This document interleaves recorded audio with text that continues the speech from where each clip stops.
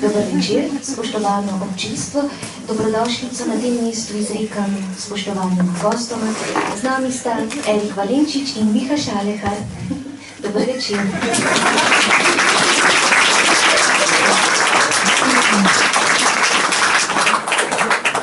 To je redek privilegij po svoje, da je Miha brez mikrofona, zato bom ta trenutek izkoristila. Roman Sence ne gorijo v spričo katerega smo nocoj tu. Sence ne gorijo so pisava, ki se poganja mestoma na surovo odločenost in prav je tako.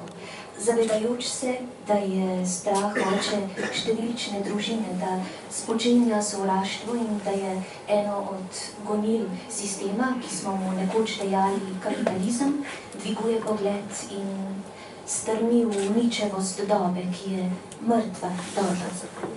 Agensi romana, občutljivi na nemoč in samozadajevanje, a tudi razboljeni vsled vrste psihopatologij, elitizma, militarizma in še česa, ne pritiskajo na plin, da bi ubežali pred stvarnostjo. Nasprotno, zavedajo se, da ima prav vsaka družbena krivica lastno ime, priimek in domači naslov in da torej velja ukrepati. Saj veste, spodaj je bojda drug svet in tam drugi ljudje. Naj pade uniformiranost tega veka. In še to, ne nazadnje, oprostite za voljo nevšičnosti, tudi tu je revolucija, pač evolucija. Toliko o tem, pa še ekonomsko-propagandno sporočilo. Nocoj bo Erikov romaneskni prvorojenec ugodneje naprodaj, to priložnost že velja izkoristiti, če ne boste vam bo odpuščeno brez svete spovedi. In tudi to še velja dodati, da bo Erik podpisoval izvode svoje knjige, kaj ne Erik? Zdaj ni več poti nazaj. Hvala. Ok, ampak od zunaj. Starak akademska. Absolutno. Zdaj zgleda je nepreklicno vajna. Miha izvoda. Ja, težko je po Tjaški spet prevzeti mikrofon. Tjaša, hvala. Pozdravljene oboževalke lika in dela Erika Valenčiča. In Miha Šaleharja, ne bodi toliko skromno. Tokrat bom nastopil v vlogi romanopisca, jaz pa v vlogi, kako bi rekel, zadovoljnega služnja in izpraševalca.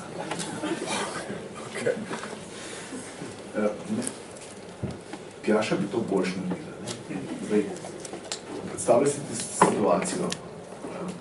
Katero gimnazijo si hodil? Gimnazija Postojna. Ravnateljica gimnazije Postojna, Valenčič na razgovorju, klican ravnateljici. Valenčič, kaj spet tole? Samo preverjamo to dela. Ne se zdi, da ne. Sabotaža. A ja, ne, sem čakaj, potrebujemo pa gas za voljo ljudi od zunaj. Absolutno, absolutno. A preveriš, videti je, da dela? Dela, čutek, da dela. Dobro.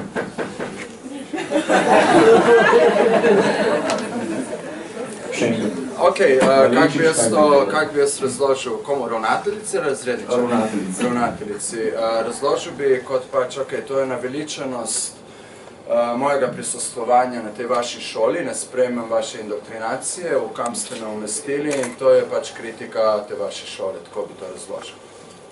Ok, to je zdaj fikcija, ne?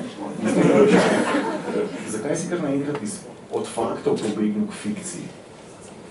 Razvpiti novinar Erik Valenčič. Dobro, vprašanje. Prosil, če je en mikrofon uporabljate, da se sliši. To bo težka, ker imamo vmes še... Viš, da ne dela. Improvizacija, ne? Stavati v mizo. Mizo vrže vas položaje. Davaj. Evo, prvi korak v revoluciji. Erikov mikrofon.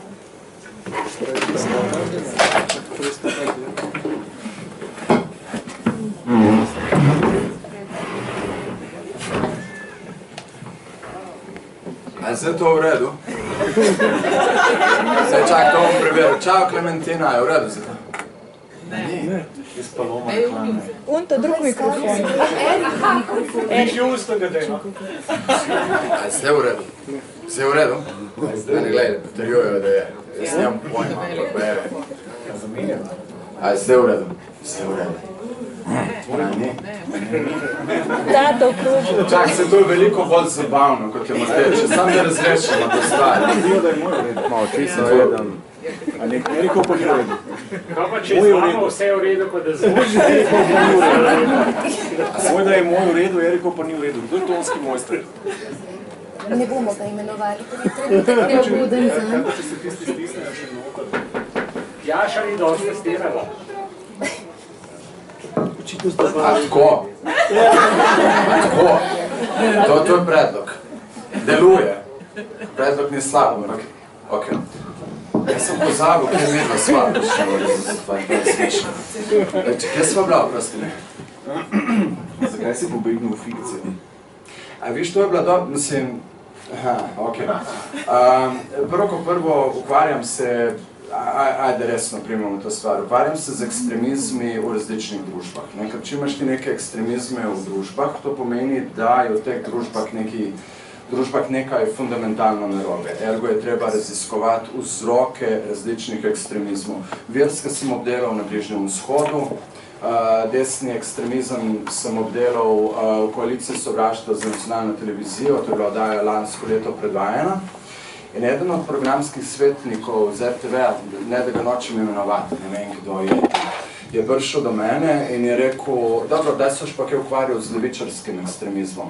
Zdaj, jaz mislim, da v Sloveniji ga pravzaprav niti ni. Niti na ravni Evrope so določene države, v Grčiji recimo že obstajajo neke celice urbane gverile, Nemčija, Francija, na nek način tudi Španija niso več daleč zadaj, skratka ponavljajo se neke vzporednice iz preteklega obdobja, torej 60-70 leta prejšnjega stoletja, ti 2 desetletji sta bili znani kot desetletji tako imenovanega rdečega terorja. Enostavno te stvari se vračajo nazaj, ampak ti ne moreš preučevati teh stvari, če vse iz svoji celoti še ne obstajajo. Lahko se umakneš na polje fikcije, neke stvari predvidiš na podlagi znanja, ki ga imaš recimo o tem, kar se je že v polpretekli zgodovini dogajalo na stari celini oziroma v Evropi, današnji Evropski uniji, in lahko iz tega potem izpelješ neke napovedi, neke scenarije, kako se bodo stvari odvijali v bodoče. Tako da drugačnega prijema, kot je fikcija, nisem mogel niti tukaj pravzaprav prevzeti. Ampak ni samo fikcija, ne? Tvojih 6 izmišljenih junakov, ki so, vsaj, če bi te spet srešal pred 10 leti, tam na Brežju bi rekel, da so precej avtobiografski. Absolutno pozname to. Tvojih 6 junakov živi kje? Teh 6 junakov živi v eni od zahodnoevropskih prestolnic. Niti meni kot avtorju ni jasno, v kateri. Nisem se hotel ukvarjati s tem, da bi pač postavil celotno to dogajanje, recimo, gre že za ta praktičen vidik. Če bi rekel, ok, živijo v Berlinu, to pomeni, da moram iti 15krat v Berlin, da študirati mesto, da ga lahko, da zgodbo samo umestimo v neko mesto. Najbolje je, da se pač dogaja nikjer, ker ravno poanta je ta, da se to, o čemer ta knjiga govori, lahko dogaja kjerkoli. In jaz verjamem tudi, da se bo. Ja, meni osebno kot bralcu se je zdela ta ideja briljantna, da se dogaja nikjer in povsod hkrati. Ker sem ves čas vmes zaslutil Ljubljano, potem sem ga spet zgubil in sem s tem otavil v drugo mesto. Ampak kar me je pa zaskrbelo, da so pa, bom rekel, kar se sovražnika tiče, tega, ki ga urbana gverila s svojimi akcijami nagovarja, so pa v igri sami fakti. To so dejanski poslovni subjekti z dejanskimi naslovi korporacij, s tekočimi računi in zakaj si bil potem vzel kot nacizem? Zakaj ni McWeasel, zakaj McDonald's? Ok, da, jaz sem se tudi, ukvarjal sem se s tem prav iz pravnega vidika, recimo, da bi McDonald's, napadajo McDonald's v tej knjigi tudi med drugimi korporacijami, a ga zdaj preimenujemo, dejansko sem imel ime za McDonald's Crispy Dreams ali pa nekaj. Ampak dobro, gled, imaš korporacije, ki dejansko obstajajo in imaš korporacije, ki ne obstajajo, ki so izmišljene in jih tako isto napadajo. Ene obstajajo, ene so resnične, ene niso. zakaj so te, ki so resnične, pač resnične in tako tudi predstavljene? Zaradi tega, ker je namen pač knjigo približati, kar se da pač bralcu, pač dopovedati ljudem, ki bodo to brali, o tem razmišljali, da pač da knjiga dejansko govori o času, v katerem mi živimo. Ne gre za izmišljen čas, ne gre za izmišljeno družbo, ne gre za neko, je fikcija, ampak je pa tudi odsev realnega časa, v katerem živimo. V prvem delu je skozi roman izjemno dobro prepletena teorija upora, ne? Nadaljujemo pa s prakso. Erik, jaz 7 dni nazaj nisem vedel, kako se izdela molotovka, ki je ni treba prižgati. Kako se zamaši WC-je vseh, bom rekel, pomembnejših verig s hitro prehrano v mestu. Nisem vedel, kako se v trgovinah krade. Nisem vedel, kako pretentati tiste piskajoče jepe ob izhodih. Zdaj to vse vem. Glej, če, well put, to je nekaj, s čimer se, a ješ ti pišeš to stvar in pol moraš vsake toliko časa tudi, mislim, meni se to... Želim reči, da to je intenca, da si to opisal zelo nazorno, prvič, drugič in tretjič, ne tudi žvepleno kislino je treba žgati toliko časa, da se začne kaditi biodim. Tisti solvo, ki ga kupujete za odmaševanje odtokov. Ne bom izdal, zakaj se ga uporablja. Super. Ideja absolutno ni slaba, ampak gled, a ješ, poanta je, sam preverjam še, kar deluje? Dobro. Poanta je sledeče, če ti ne pišeš roman o tem, kako ne bi delovala urbana gverila, mislim, se splača biti egzakten. Moraš ne, pa ne pa, mislim, hočemo brati stvari, ki so pedantne, ki te prepričajo, ki te vnesejo v prostor in čas in tako naprej, ali bomo kar nekaj nabijali. Skratka, zbrala se je neka ekipa ljudi in potem je sestavila bombo in je ne vem kaj in karkoli in te molotovke itd. Vsi ti recepti, ki se pojavljajo notri, niso zaključeni recepti. Jaz ne dam dokončnega recepta za sestavo nečesa. Vedno sem nekaj izpustil, nisem nič zamegljiv, ampak neke stvari sem vendarle izpustil. Če hočeš ti napisati kredibilen roman, napišeš kredibilen roman, pobrigaš se za te stvari. Meni pa zdaj recimo predstavljam si, ni to moja samovšečnost, ampak si pa predstavljam, da me bo nekdo iz nekih desničarskih političnih krogov obtožil, poglej ga, smo imeli prav, ker je so ekstremist, terorist, vidi ga napisuje priročnik. Po tej isti logiki mene lahko napade katerikoli skrajni levičar, da se še malo pohecamo, in reče pa, zakaj za vraga si izdal naše metode dela in tako naprej.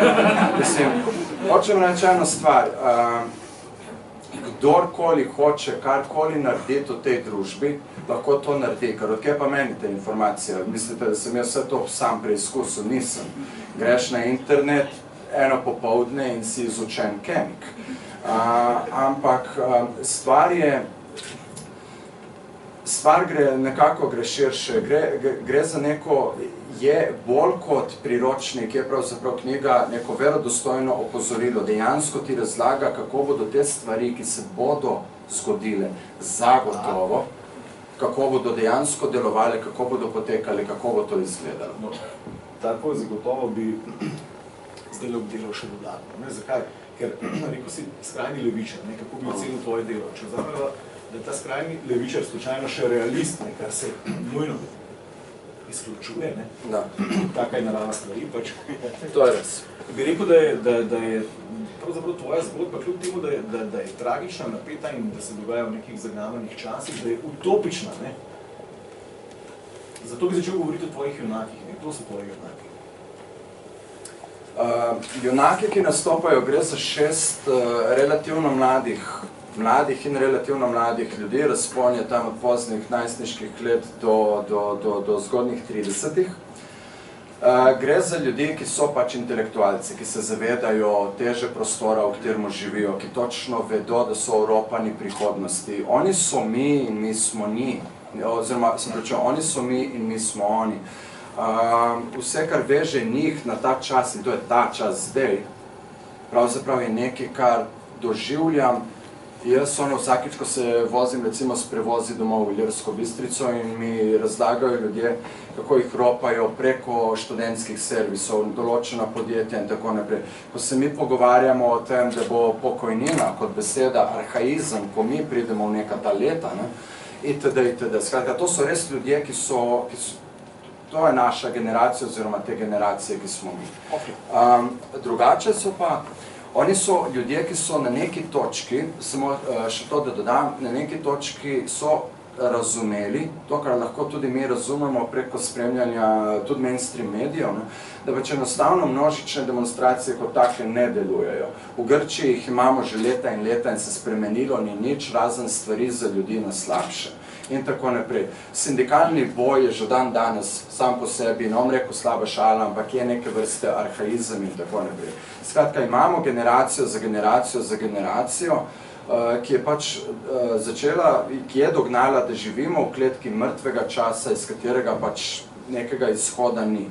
Njih ne žene nek idealizem teh 6 junakov, da bi oni zdaj postavili neko pravično družbo. Oni samo tukaj citirajo situacioniste, ki v enem od svojih zapisov, mislim, da iz leta 67 pravijo sledeče, to je približen citat. Zasluge te družbe so stehtali in ugotovili, da so praktično brez teže. In njeno prebivalstvo je razdeljeno na 2 polovici. In ena polovica želi, da ta družba izgine. Mi smo pa v situaciji, ko 99% teh ljudi si ali želi, ali bi si moralo želeti, da ta družba, ki nam jo kroji zgornji sloj, izgine. Ker tako naprej enostavno ne more iti več dalje. Zato se ta knjiga ne dogaja na neki specifični točki geografski, ker ne vem, kje bo počlo, ampak ko bo enkrat začelo pokati, bo to epicenter, ki ga po potresne sunke bomo čutili vse posod. Ok, upam.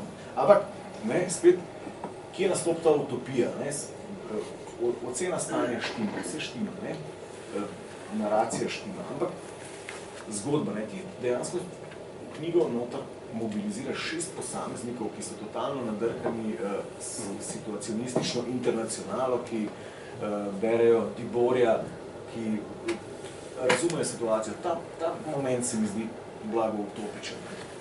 Ne, oni so privrženci situacionistične internacionale, samo v 2 stavkih. To je avantgardna skupina s sedežem v Parizu. To so bili res boemski lunatiki. Oni so sprejemali ljudi v situacionistično internacionalo zato, da so jih lahko izključevali ven iz nje. En Romon je tvegal, železno zaveso je prečko, da je prišel v Pariz, se srečal s temi ljudmi, potem so ga po 2 tednih izključili, tako kot je v enem od njihovih zapisov, zaradi splošne nerazgledanosti in zelo verjetne umske zaostalosti. Skratka, mi govorimo tukaj o zelo, kakor se rekel, nadrkani ekipi, ampak situacionisti so razumeli eno dobro stvar.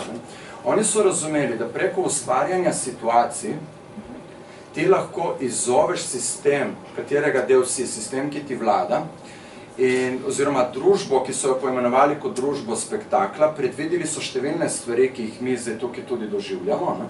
In oni so pač ugotovili, da če ti baziraš neke situacije v tej družbi, preko katerih razkrinkaš resnično represivno naravo te družbe, bo to kvečjemu pospešilo njen razkroj. Ukvarjali so se še z mnogimi stvarmi, kaj naj bi sledilo potem, ampak teh mojih 6 junakov, v tej prvi knjigi, to je samo prvi del, druga je v nastajanju. V tej prvi knjigi se teh 6 junakov ne ukvarja s tem, kaj naj bi pravzaprav sledilo po neki revoluciji, ki jo oni želijo štartati, pač seveda s potikanjem bomb, z napadanjem simbolov družbene represije in tako naprej. S tem bova še nadaljevala. Treba se zadržati pri ustvarjanju situacij. Zdaj se vprašati, kdo je sposobnejši za ustvarjanje situacij? Kapital ali situacionisti? Situacionisti so sami predvideli, da kapital, absolutno. Da povem recimo eno osebno izkušnjo. Jaz prišel v Ljubljano leta 1999, postal aktivist leta 2001. Šli smo v Genovo, takrat pač za forum G8. In tam so nas zaplenili s tem solzivcem, oziroma CS pleni, in tam smo bili in skupaj zahtevali neko boljšo alter globalisti, smo se mi imenovali, mainstream mediji so sledili logiki vladajočih in nas označili za antiglobaliste, skratka kot neke v črno oblečene ljudi, ki hočejo vse, kar imajo pred sabo zažgati in tako naprej. Mi smo enostavno opozarjali, da ta globalizacija bazirana na kapitalizmu in globalnem izkoriščenju ne deluje. In dejansko, ali nam je uspel ta preboj v medijih, da ali ne, to je diskutabilno, jaz osebno verjamem, da ne, ampak kaj je kapital pol naredil? To je ta družba spektakla, o kateri govorijo veliko situacionisti. Pridem leta 2003 v Istanbul, se sprehodim od Taksim Square po eni promenadi navzdol in grem mimo trgovine blagovne znamke Diesel.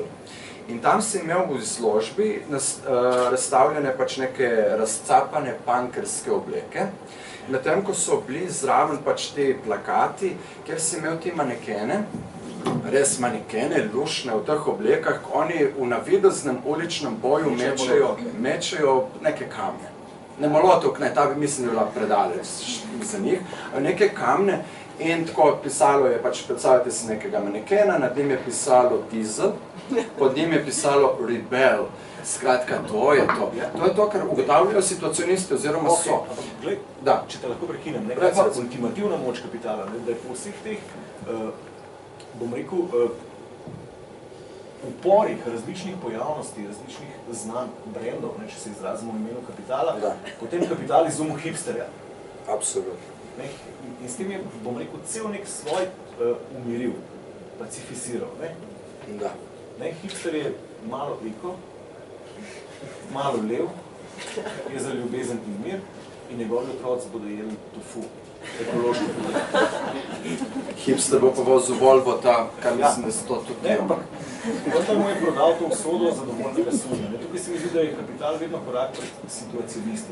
Zakaj? Zato, ker razpolaga z imidži, o čemer so tudi situacionisti veliko govorili, razpolaga vedno z obetom prihodnosti. Poglej, problem revolucije in revolucionarjev, če govorijo o tem, da mi ne znajo zagotoviti, a bom imel jaz laminat in talno gretje po revoluciji.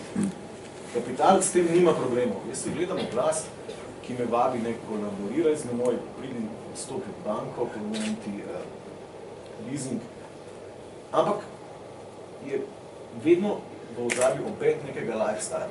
Počutil sem mogočno, počutil sem seksi, kljub temu, da prihajam z zrela leta, doma bom imel topli pot.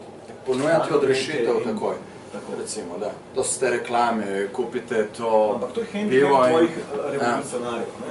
Ne, prvo kot prvo situacionisti, razumem, kam ciljaš, ampak moram ipak korigirati. Situacionisti, ne, še več. Veš, kaj je cinizem največji kapitala? Davaj. Da je sodobnega hipsterja pravzaprav vizualno opremil kot situacionista iz leta 68. Absolutno. To je klofuta.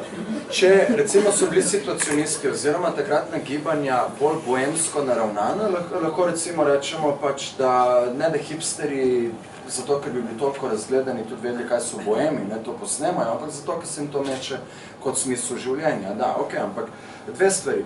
Situacionisti prvo niso trdili, da so pred to družbo spektakla, trdili so, da poznajo pač njeno DNK strukturo. Pač oni so razumeli, kak joke je to. Da pač zato sem jaz televizijo zabrisal v omaro, razumeš, ker enostavno ne moreš sprejeti tega, pač te reklame in vse to ponižujoče, kupi ta šampon in pol bodo iz nekega peska prišle neke ženske in bojo plesali okrog tebe. Mislim, vi razumete koliko je to ponižujoče. Nas, jaz se obrečujem, ampak ne moram uporabiti druge dikcije, jebejo nas v glavo. Non-stop. Mislim... Ampak nam paše. Meni ne, majke mi da ne. Jaz postavim živče. Prosti, moram se tega s tabo, da si me najel. Absolutno. Niste najel, brat. Veš, kaj si vidim problem? Pojma revolucija je, da vedno nastopa, ali pa revolucionarja še bolj, v tej nedovršni obliki. Revolucionar je privlačen in seksi samo dokler revolucija traja. Ko revolucija neha trajati, se revolucionar prelevi v totalitarnega debeluha s cigaro. A pa da, normalno pa... Zato, ker je odsotna ta vizija, ne obeh. Glej, tudi Sašo, Samo Hribar Milič, sem kar malo ponosen, da mu ne vem ime, pa tudi on je imel marksistični krožek, pa je na filofaksu v 80-ih letih. Da, pa ni bil edini. Pa seveda, da ni bil, ne, to je tisto, kar te pol malo skrbi, a se bomo tudi mi prodali, a ne bomo se. Pa dobro, nema veze. No, hočem reči, ne, ima veze, ampak nema veze, ne bomo vse to, vemo, vprašanje je brezvezno. Hočem reči eno stvar, veš, kje je kapital, kje ima pa res to prednost, ne? Ima prednost v tem, da ima moč, da nam nastavlja pasti, ne?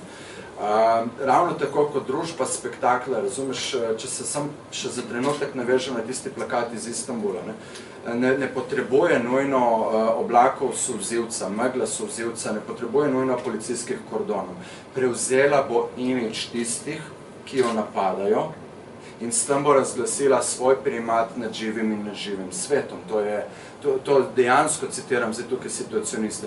Kar se pa tiče tega kapitala oziroma družbe, ki je organizirana okrog kapitala, okrog teh vrednosti, ki nam jih mečejo non-stop pač prednost, češ to je smisel tvojega življenja, je pač to.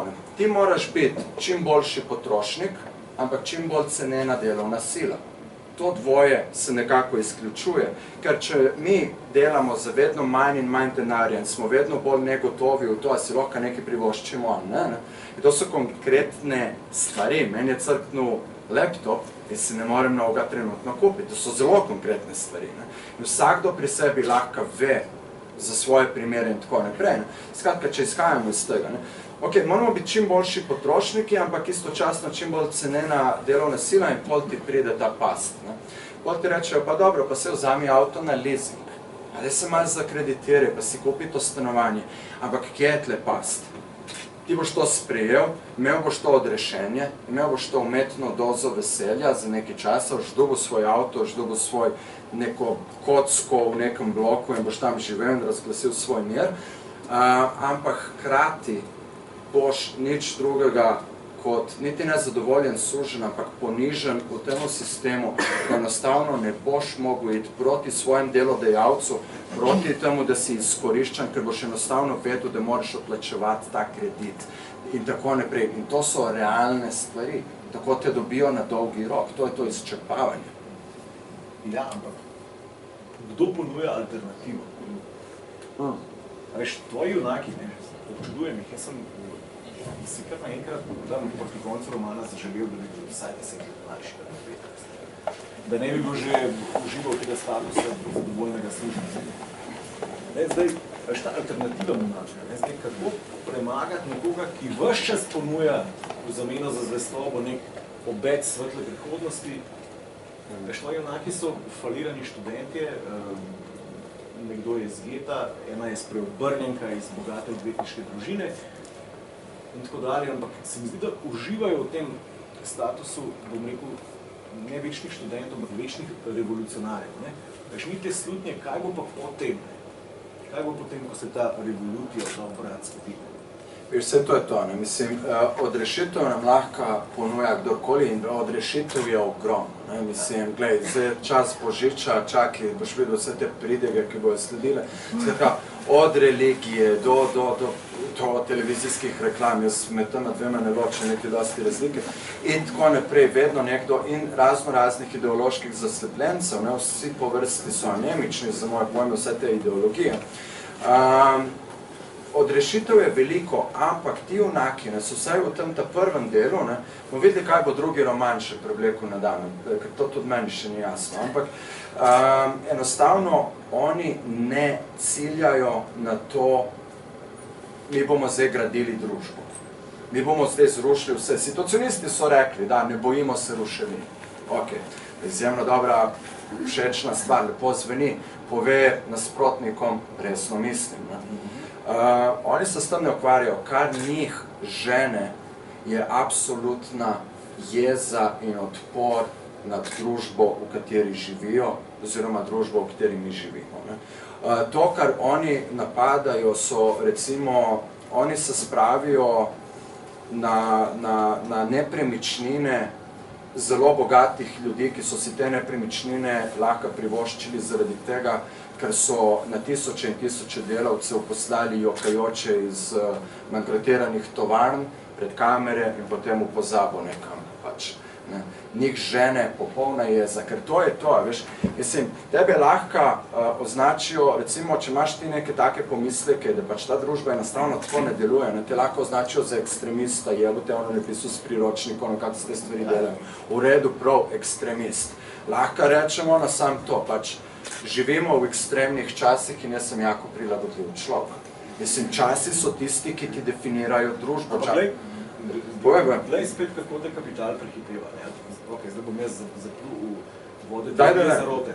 Ta roman je bil pisan v bistvu v času, ko je bila gospodarska kriza, bom rekel, divje prisotna vsakdanja tema.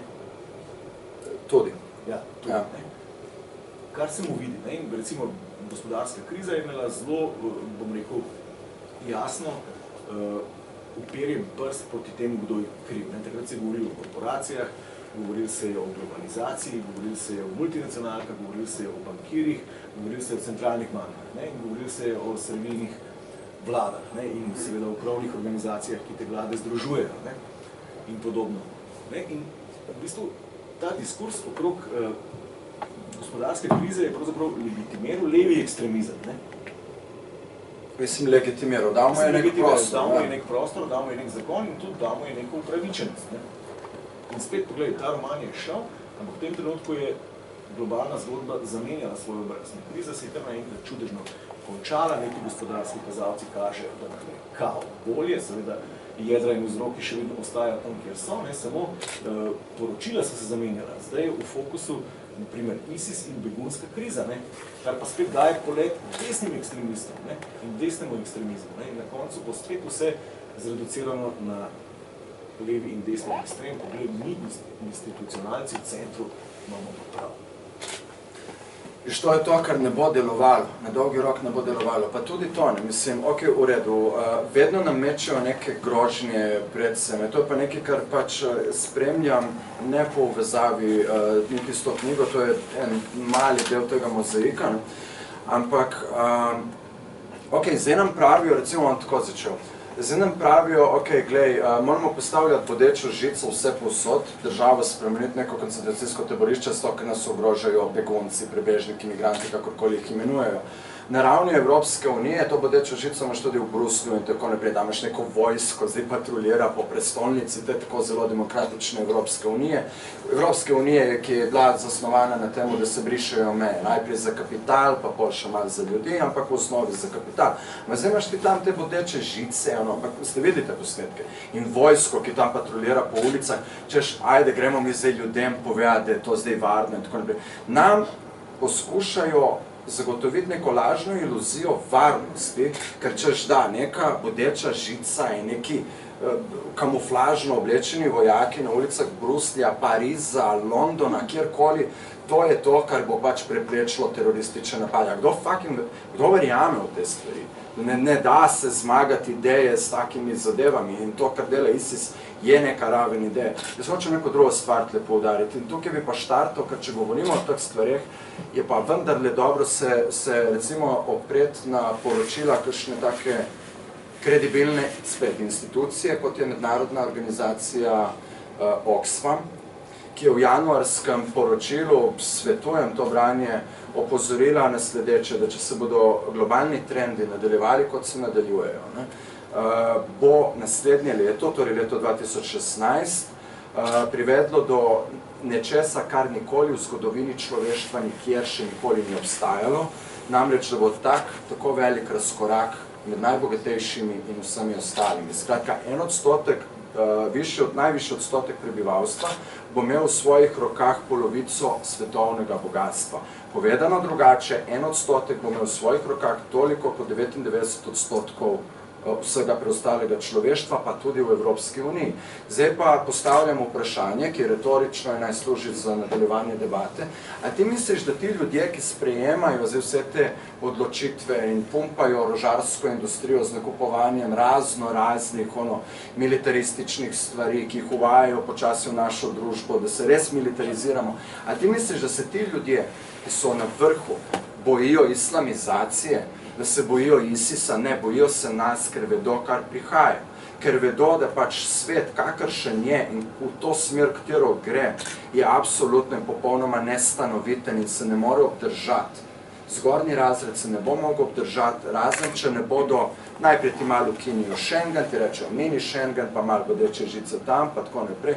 To na dolgi rok vodi v res militaristično diktatorsko družbo. To niso moja opažanja, tega je res ogromno. O tem se veliko govori, edino v mainstream medijih boste zelo malo opazili novico o tem, pa je jasno, mislim, da zakaj. Ker vedo, da bodo lahko preko teh zadev pač rekli, ok, to nam je zunanji sovražnik, ne? Mi moramo zdaj militarizirati, odpovejte se nekim svoboščinam, zato da bomo mi ohranjali neko vašo varnost. Mislim, da se bomo mi lahko enkrat začeli pogovarjati o socialni varnosti, o tem, da si mi ipak zaslužimo neko osnovno človeško dostojanstvo in neko prihodnost. Ker če se mi ne moramo o tem pogovarjati, potem, ko jebe ISIS, mislim, počlo bo pri nas. Okay, ampak mogoče bi iz tega lahko razvila dobro predsklep to vprašanje. Glede na to, da ti, to mi je všeč, med naracijo pleteš en cel kup svojih lastnih stališč, upam, da se založba, da je dala kakšen disclaimer, čak noter, jaz ga nisem... Jaz sem pozabil, da moramo dati disclaimer v knjigo. Mi to zdaj snemamo, da sem nekaj spomnil, bom pol dal disclaimer. Ne bo potrebno, mi ne verjamemo v disclaimerje. Svaka čast.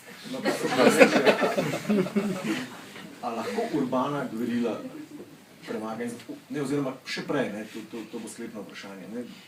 Zdaj, ti si v teh pasusih, ker pravzaprav razprašuješ lastno mnenje, si popljuval vse, od spletnih komentatorjev kvazi-levičarskih do anarhistov, do... Pa da, popljuval sem res vse, meni v tej knjigi nihče ni všeč pri tem. Ne, ampak edina prava drža je pa urbana gverila. Ne, ampak ampak gled pazi, ne kot...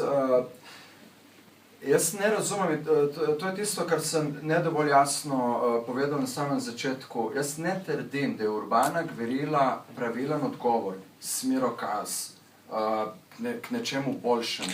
Jaz trdim, da je to odraz nekega stanja.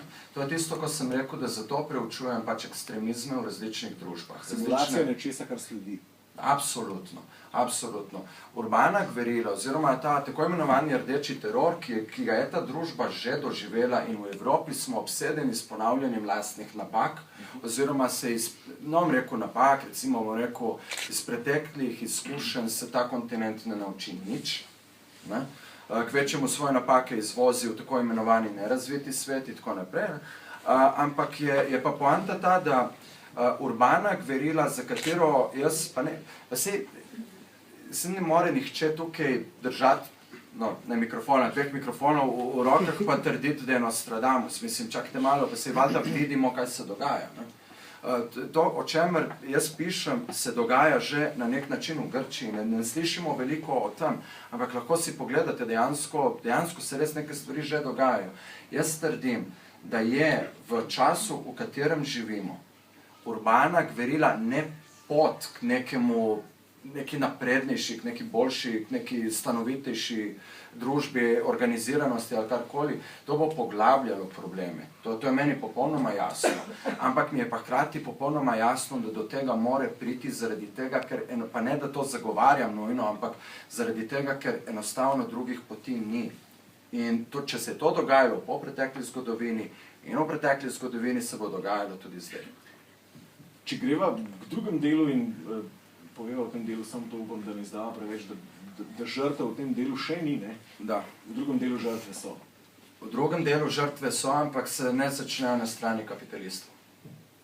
Wow. Ok, drugega dela še nimam. Povej mi, kdo bo, zdaj stvari se radikalizirajo na obeh polih, ne? Kdo bo odstopil? To je... To ne morem odgovoriti, ker bi izdal bi... Na to res ne morem odgovoriti. Drugi del se bo končal tako, da je meni že mal... Ne, to bo treba nujno napisati, ampak ta bo res tvegana. Odstopil ne bo nihče. Knjiga, jaz popolnoma resno mislim, oziroma lahko govorimo o obeh delih v celoti, zaradi tega, ker je drugi del že več kot polovico napisan in je planirano, da je dokončan tja enkrat do marca, recimo nekaj takega. Končan bo pa na način, da ne poda, ravno to je ta stvar, da ne poda nobenega ključnega odgovora. Jaz sebe ne smatram kot pametnega, oziroma veleuma nekega, ki bo zdaj rekel, ok, zdaj smo prišli do konca drugega dela, konca skratka te zgodbe, zmagala je ta ali ona stran.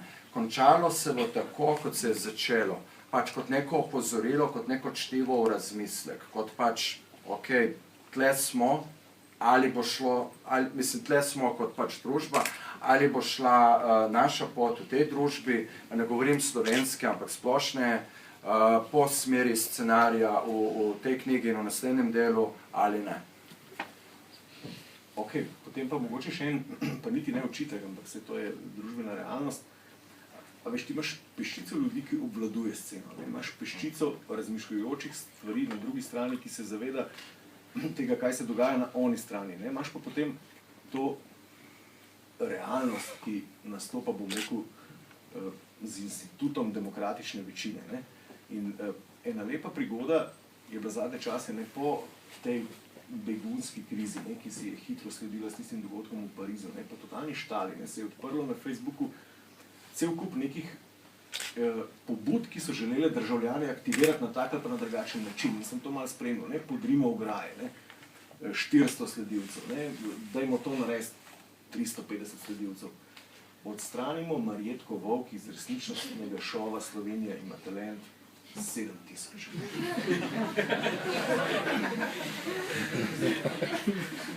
Dokler bomo, ta družba bo imela, oziroma ne ta družba, ampak mi kot generacije bomo imeli ključen problem.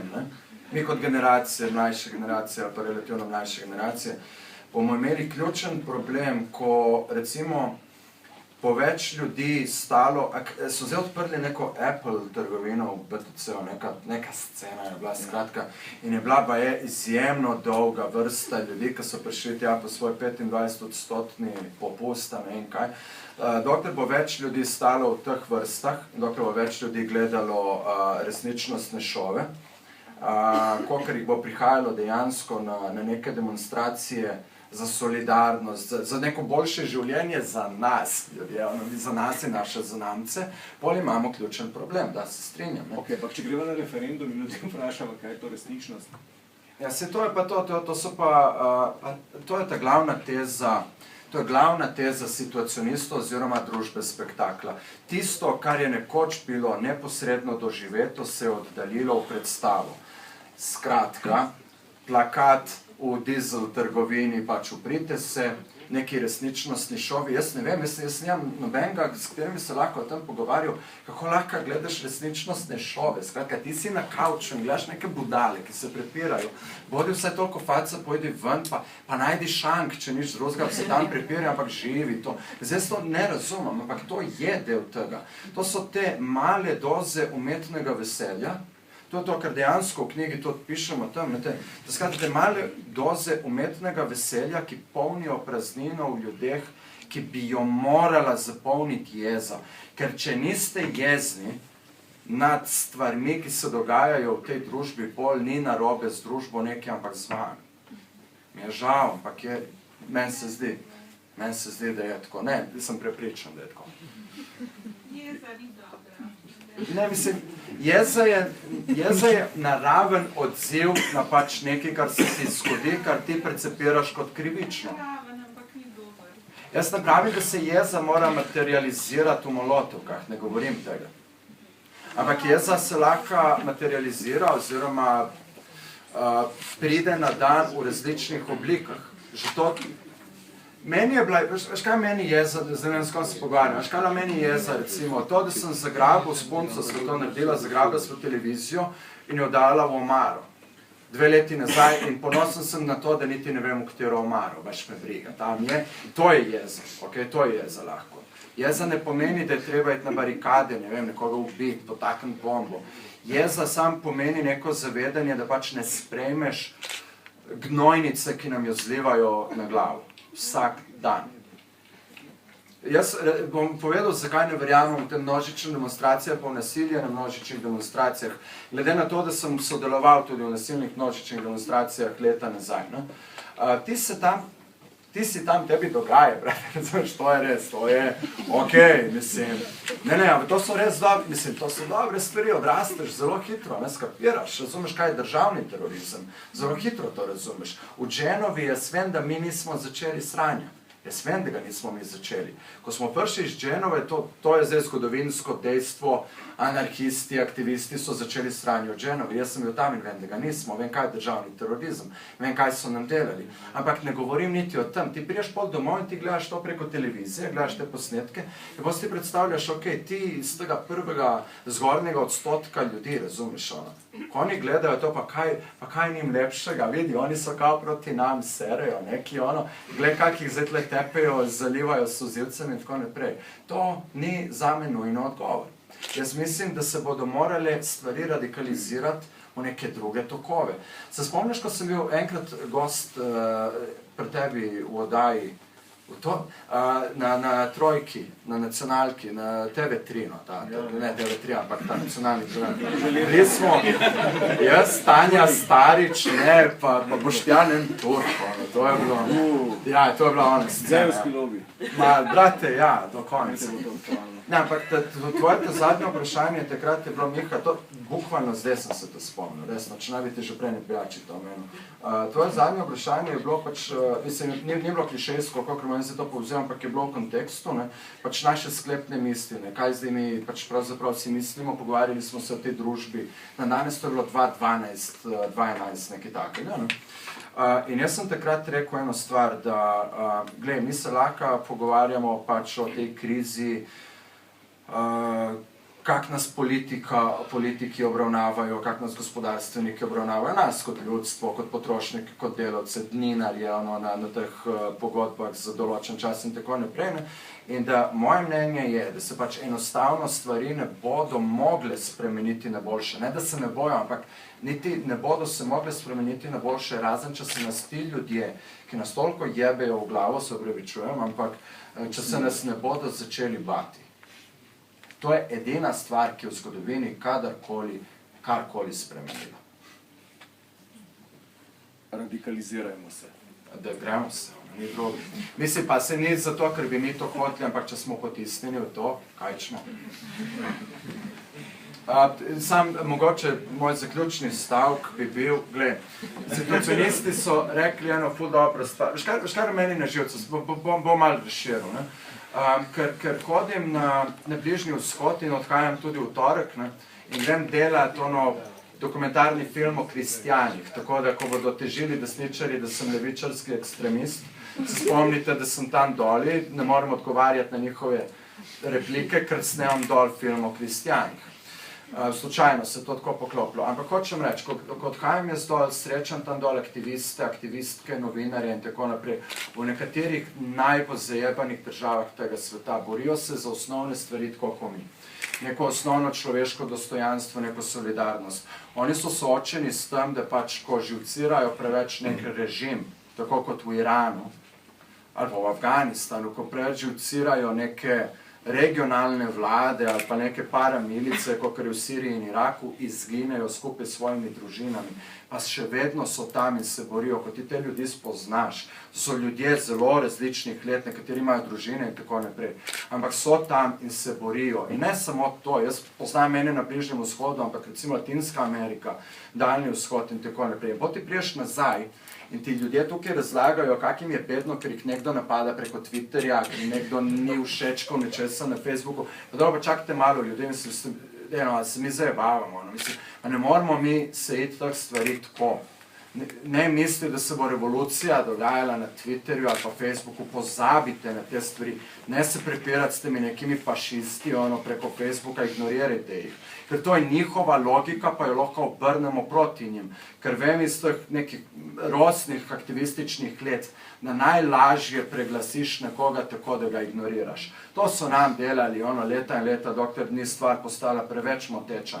Ampak hočem reči, Kdo je zdaj tle revolucionar, kdo je radikalc, kdo je ekstremist, to nima absolutno nobene veze. Kdorkoli lepi preko mainstream medijev in mainstream politike te oznake na ljudi, tako kot so že pred leti z antiglobalisti in tako naprej, ne, ta v bistvu ima neko agendo iza sebe in ne nasedite tem stvarem.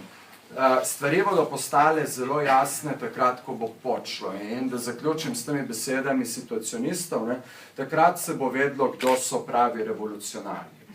Tam, kjer bo gorelo, tja bodo prinesli bencin. In to je to. Nič drugega. Erik, greva na čik.